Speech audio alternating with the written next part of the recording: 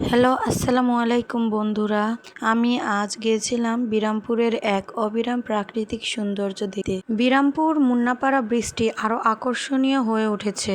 দেখতেছি সবাই যাচ্ছে, তাই আমিও গিয়েছিলাম। আসলে আমি কোনো কন্টেন্ট ক্রিয়েটর নয়, বাট আমার এরকম ভয়েস দিয়ে কথা বলতে অনেক ভালো লাগে। সো গিয়ে দেখলাম ওখানে অনেক কন্টেন্ট ক্রিয়েটর আছে, টিকটকার আছে। তাই আমিও ভাবলাম ভিডিও করে তোমাদের মাঝে একটু শেয়ার করি। মুন্নাপাড়া ব্রিজে গিয়ে দেখি প্রচুর মানুষ। এখানে একটি নতুন ব্রিজ হয়েছে, যেটা দেখতে অনেক আকর্ষণীয় এবং সুন্দর।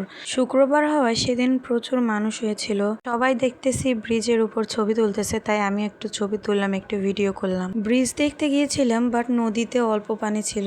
বেশি পানি হলে আরো বেশি ভালো লাগতো, কিন্তু ব্রিজটা এত আকর্ষণীয় যে ওইটার উপরে আমি বারবার যাচ্ছিলাম। ব্রিজটা অনেক সুন্দর, তাই আমি হাঁটছিলাম, ঘুরে ঘুরে দেখছিলাম চারিদিকে। কিন্তু একটা জিনিস কি, মুন্নাপাড়া ব্রিজটা এতই সুন্দর যে চোখ ফেরানো যায় না। তারপরও নিচে একটি ব্রিজ হয়েছে, অনেক সুন্দর। ওখান থেকে অনেক সুন্দর একটি ভিউ হচ্ছিল।